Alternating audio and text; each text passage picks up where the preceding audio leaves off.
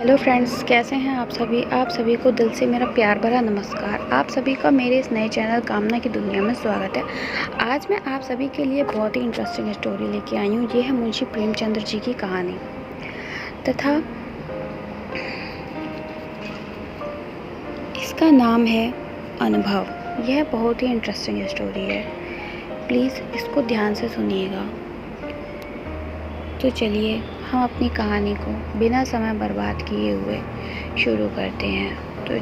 तथा आपको अगर पसंद आए तो प्लीज़ कमेंट बॉक्स में ज़रूर बताइए तथा मेरी वीडियो को लाइक करें और चैनल को सब्सक्राइब करें। तो चलिए बिना समय बर्बाद किए हुए हम अपनी कहानी को शुरू करते हैं। मेरे स्वामी को 1 साल की सज़ा मिली है। उनका अपराध सिर्फ इतना था कि 3 रोज़ पहले जेठ की तेज़ गर्मी में उन्होंने कई राष्ट्रीय सेवकों को पानी में शरबत के साथ खातिरदारी की थी। मैं उस दौरान कोर्ट में खड़ी थी।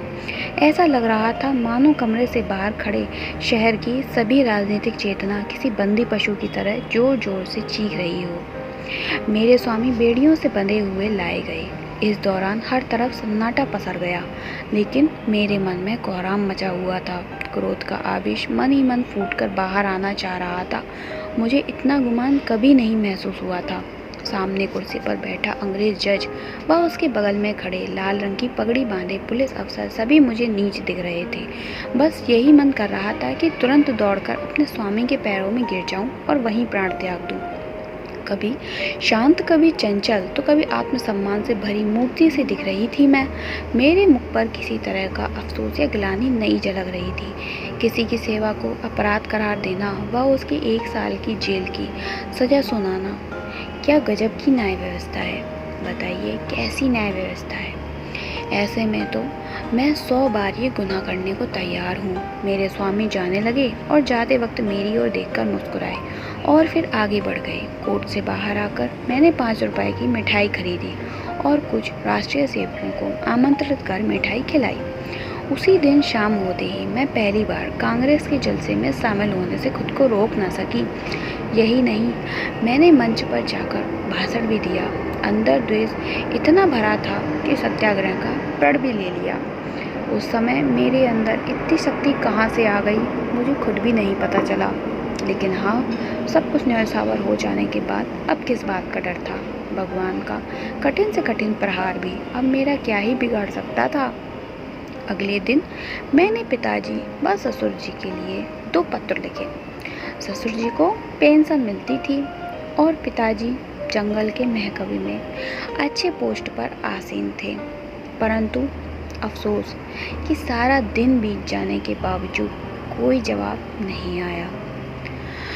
उसके अगले दिन भी किसी का खत नहीं आया, लेकिन तीसरे रोज दोनों लोगों का जवाब आया।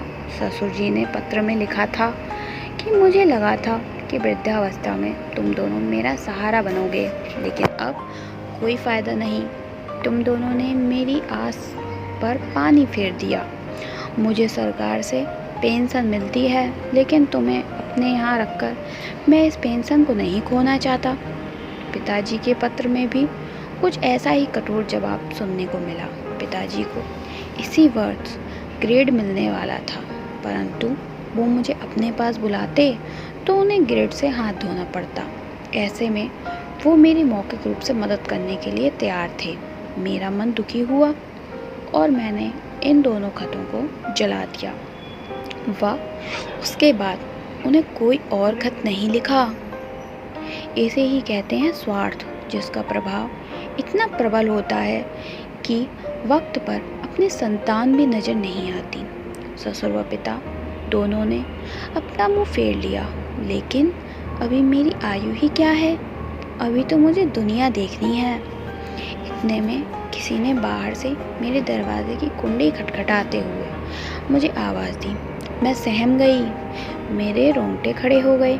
मैं दरवाजे पर कान लगाकर सुनने की कोशिश कर रही थी कि कहीं वो बदमाश तो नहीं।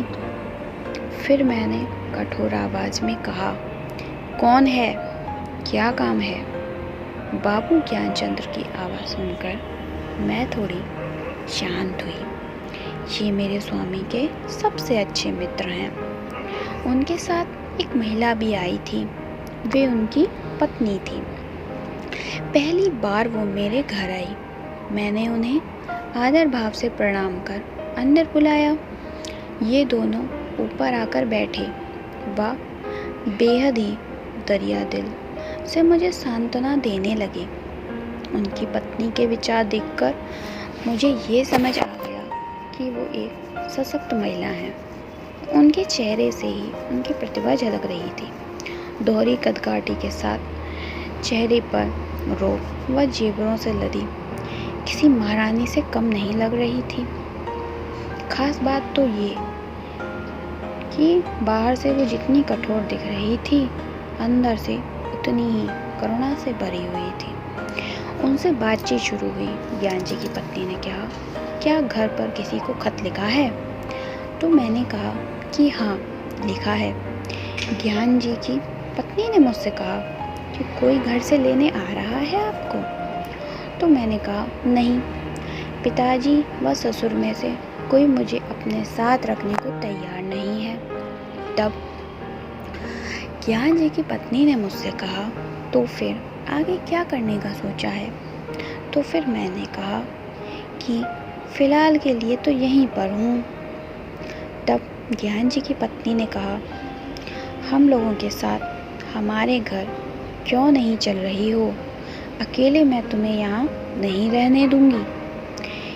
इस दौरान खुफिया के दूत घर के बाहर डटे हुए हैं। मुझे आशंका हो गई थी कि ये खुफिया के दूत ही होंगे। ज्ञान जी ने अपनी पत्नी की ओर देखा और पूछा, मैं तांगा ले आऊं? तो ज्ञान जी की पत्नी ने इशारे में ही आज्ञा दे दी। ज्ञान जी तुरंत द्वार की तरफ चले। तभी ज्ञान जी की पत्नी ने बोला, रुको, कितने ताने लेकर आओगे? ज्ञान जी घबरा कर बोले, कितने मतलब? तो ज्ञान जी की पत्नी ने कहा कि हाँ, कितने? एक तांगे पर सिर्फ 3 लोग ही बैठ सकते हैं। बाकी के सामान, बिस्तर, बर्तन आदि कैसे जाएंगे? तब ज्ञान जी ने कहा, तो फिर 2 ले आऊं? ऐसा ज्ञान जी बोले। तो ज्ञान जी की पत्नी ने कहा कि एक तांगे पर कितना सामान जाएगा, आप ही बताइए। उसके बाद ज्ञान जी ने कहा, फिर ठीक है, 3 ले आता हूँ। तब फिर ज्ञान जी की पत्नी ने कहा, हाँ, तो जाओ भी, अब इतनी देर क्यों कर रहे हो? तब तक मैं कुछ कहती कि ज्ञान जी निकल गए। मैं संकोचते हुए उनकी पत्नी से कहा, मेरे आने से आपको तकलीफ़ होगी। कठोर वाणी में ज्ञान जी की पत्नी ने बोला कि हाँ, तकलीफ़ तो होगी। तुम किलो भर आटा खाओगी, घर का एक जगह कोना भी घेर लोगी, और ये सब क्या कम कष्ट है? इतना सुनकर मैंने कहा, क्या बहन, आप भी ना? उनकी पत्नी ने मेरे कंधे पर हाथ रखकर बोला, जब तुम्हारे स्वामी वापस आ जाएं, तुम मुझे अपने घर में रख लेना, हिसाब बराबर हो जाएगा। अब ठीक है ना? तो चलो, सारा सामान बांध लो। ये सब देखकर बिल्कुल सपने जैसा लग रहा था। इतनी उदार स्त्री मैंने आज तक नहीं देखी थी। मुझे उनमें बड़ी बहन दिख रही थी। ऐसा लग रहा था जैसे क्रोध व चिंता जैसी चीज़ें पर उन्होंने काबू पा लिया है। हर वक्त उनके मुख से मधुर वाणी निकलती थी, जैसे मानो सरस्वती का वास हो। उनकी कोई संतान भी नहीं थी, लेकिन फिर भी वो दुखी नहीं थी। घर का काम वो स्वयं करती और बाहर के काम के लिए एक लड़का रखा था। आश्चर्य तो इस बात का था कि दिन भर मेहनत करने के बाद भी वो कभी आराम न करती। यही नहीं, उनका आहार भी बेहद कम था। इतना ही नहीं, दिन भर वो मुझे कुछ न कुछ खिलाने के लिए परेशान रहती थी। एक काम तक नहीं करने देती। बस यहाँ यही बुरा लगता था। मगर इनके घर कैसे एक सप्ताह गुजर गया, पता तक नहीं चला। तभी मुझे एक दिन वो दूत यहाँ दिखाई दिए। उन्हें यहाँ देख मैं घबरा गई। मैंने सोचा ये मेरे पीछे यहाँ तक आ गए हैं। तभी उन्होंने कहा कि कुत्ते हैं, भौंकने के अलावा कुछ नहीं कर सकते। मैं मन ही मन चिंतित थी। मैंने बोला, कुत्ते हैं, काट भी तो सकते हैं। ज्ञान जी की पत्नी ने कहा, तो क्या इनके डर से भागना नहीं चाहिए? मैं बार बार उनके बारे में सोचती। छज्जे से जाकर देखती तो वो बाहर नज़र आते थे, हाथ धोकर मेरे पीछे पड़ गए थे। मन ही मन सोचती थी कि मैं इनका क्या बिगाड़ सकती हूँ? आखिर मैं हूँ ही क्या? क्या ये नहीं चाहते कि मैं यहाँ पर रहूँ? पर ऐसा कर उन्हें क्या हासिल होगा? ये सब सोचते हुए एक और सप्ताह बीत गया। जब दोनों दूत ने अपना डेरा वहीं जमा लिया तो मुझे और ज़्यादा बेचैनी होने लगी। किसी से कुछ कह भी नहीं सकती थी। एक रोज़ संध्या के वक्त ज्ञान जी घर आए और घबराए हुए नजर आ रहे थे। मैं बरामदे में सब्जी काट रही थी। ज्ञान जी सबसे पहले कमरे में गई और अपनी पत्नी को बुलाया। उनकी पत्नी ने कहा, अरे अचानक क्या हो गया? पहले हाथ मुंह तो धो लो, कपड़े बदल लो, कुछ खाओ, तब आराम से बैठकर बात करते हैं। उन्होंने पत्नी से बात करने के लिए दोबारा आग्रह करते हुए कहा कि तुम क्यों नहीं समझ रही, मेरी जान पर बनाई है। फिर भी ज्ञान जी की पत्नी वहीं बैठे हुए कहा कि क्या बात है, बताते क्यों नहीं? तो ज्ञान जी ने कहा, पहले इधर आओ। इतने में मैं खुद वहाँ से दूर जाने लगी। तभी ज्ञान जी की पत्नी ने मुझे हाथ पकड़कर रोक लिया। मैं कोशिश करके भी उनसे अपना हाथ नहीं छुड़ा पाई। ज्ञान जी मेरे सामने वो बात नहीं कहना चाहते थे, लेकिन उनसे इंतजार भी नहीं हो रहा था। उन्होंने तुरंत कहा, आज मेरे व प्रधानाचार्य के बीच में झगड़ा हो गया है। पत्नी ने बड़ी ही बनावटी शब्दों में कहा, क्या सच में? तब तो तुमने उन्हें खूब पीटा होगा। तो ज्ञान जी ने कहा, तुम्हें मजाक सूझ रहा है? यहाँ मेरी नौकरी आफत में है। तो पत्नी ने कहा कि जब इतना ही डर था तो झगड़े ही क्यों? तो ज्ञान जी ने कहा, मैं नहीं झगड़ा, उसने मुझे बुलाकर खूब सुनाया। तब उसकी पत्नी ने कहा, बिना मतलब के? तब ज्ञान जी ने कहा, अब क्या बताऊं? तब पत्नी ने कहा, मैंने कई बार बोला है कि ये मेरी बहन है, तुम इसके सामने सब कुछ बोल सकते हो। तो ज्ञान जी ने कहा कि अच्छा, पर जब बात इनके बारे में ही हो तो पत्नी ने कहा, मैं समझ गई, खुफियों से तुम्हारी अनबन हुई होगी और पुलिस ने तुम्हारे स्कूल में शिकायत कर दी होगी। ज्ञान जी सोचते हुए बोले कि नहीं, ऐसा नहीं है, लेकिन पुलिस ने हाकिम जिला के यहाँ शिकायत की और उसने प्रधानाचार्य ने मुझसे जवाब मांगा है। तो पत्नी ने कहा, प्रधानाचार्य ने कहा होगा कि उस महिला को अपने घर से बाहर करो। तब ज्ञान जी ने कहा कि हाँ, कुछ ऐसा ही समझ लो। तब पत्नी ने कहा कि फिर तुमने क्या कहा? तब ज्ञान जी बोले कि फ़िलहाल तो मैंने कुछ नहीं कहा है, वहाँ कुछ समझ नहीं आ रहा था। तब पत्नी ने गुस्से में कहा, जब तुम इनका जवाब जानते हो तो फिर सोचना कैसा? तब ज्ञान जी सहम कर बोले कि मैं ऐसे अचानक कैसे बोल देता, तुम ही बताओ। तब उसके बाद क्या हुआ कि पत्नी जो थी वो गुस्से में बोली, जाओ अभी जाकर अपने प्रधानाचार्य से कहो कि मैं उसे नहीं निकाल सकता, और अगर ना माने तो नौकरी से इस्तीफ़ा देकर घर आना, अभी तुरंत जाओ। मैं अपने आंसू नहीं रोक पाई।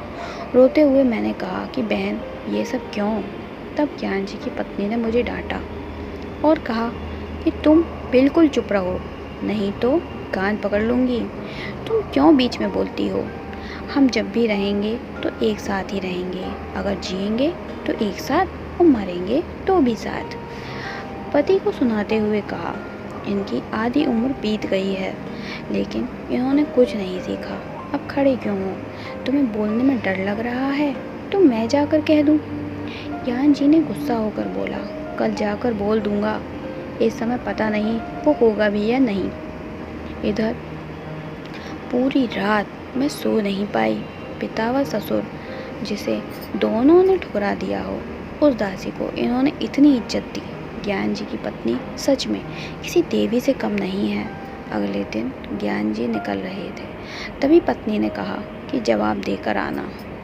ज्ञान जी के जाने के बाद मैंने कहा, बहन, तुम ये सही नहीं कर रही हो। मुझे ये बर्दाश्त नहीं हो रहा कि मेरी वजह से तुम्हारे परिवार पर कोई परेशानी आए। तब ज्ञान जी की पत्नी ने हंसते हुए कहा कि हो गया या और कुछ भी बोलना है? ज्ञान जी की पत्नी ने पूछा कि अच्छा, ये बता कि तुम्हारे स्वामी आज जेल की सज़ा क्यों काट रहे हैं? बस इसलिए क्योंकि वो राष्ट्रीय सेवकों की सेवा कर रहे थे। आखिर राष्ट्र की सेवा करने वाले वो लोग कौन हैं? ये हमारे लिए क्यों संघर्ष कर रहे हैं? इनका भी तो परिवार होगा, कारोबार होगा, पर ये सब त्याग कर वो हमारे लिए लड़ रहे हैं। ऐसे लोगों की सेवा कर जेल जाने वाले तुम्हारे पति किसी वीर से कम नहीं हैं। ऐसे वीर की पत्नी के दर्शन मात्र से ही आत्मा तृप्त हो जाएगी। फिर मैं नहीं, तुम मुझ पर एहसान कर रही है, ऐसा उन्होंने उससे। तो चलिए देखते हैं आगे क्या होता है। मैं चुपचाप उनकी बात सुनती रही और कुछ नहीं बोल पाई। संध्या हो गई थी, ज्ञान जी घर आए तो उनके चेहरे पर एक अलग सी चमक आ रही थी। पत्नी ने पूछा, हार कर आए या जीत कर? ज्ञान जी ने स्वाभिमान के साथ कहा कि जीत कर। जब मैंने नौकरी से इस्तीफ़ा दिया तो उसका दिमाग चकरा गया। तभी उसने हाकिम जिला के पास जाकर बात की। वापस आकर उसने बोला कि आप राजनीतिक जलसों में क्यों नहीं शरीफ होते? मैंने बोला, ना भाई, मैं कभी न जाऊं। तो उसने पूछा कि क्या आप कांग्रेस के सदस्य हैं? तब मैंने कहा कि नहीं, और ना ही किसी सदस्य से मेरा कोई संबंध है। तब उसने पूछा, क्या कांग्रेस के फंड में आप दान करते हैं? तब मैंने बोला कि ना भाई, फूटी कौड़ी भी नहीं देता मैं। तब उसने कहा कि तो ठीक है, मैं आपका इस्तीफ़ा अस्वीकार कर दिया। पत्नी ने यह सुनते ही ज्ञान जी को गले से लगा लिया। तो हमारी कहानी यहीं पर ख़त्म होती है तथा इस कहानी से हमें क्या सीख मिलती है कि स्वाभिमान व त्याग की भावना से किया हुआ हर काम किसी के दिल में आपके लिए आत्मसम्मान को बढ़ा सकता है, साथ ही बुरा वक्त अपने व परायों की सही पहचान भी करा देता है। तो दोस्तों, आपको मेरी कहानी कैसी लगी प्लीज़ कमेंट बॉक्स में ज़रूर बताइएगा तथा अच्छी लगी हो तो इसको कृपया लाइक करिएगा तथा मेरे चैनल को सब्सक्राइब करिएगा। प्लीज़ सब्सक्राइब करिए। ओके, धन्यवाद।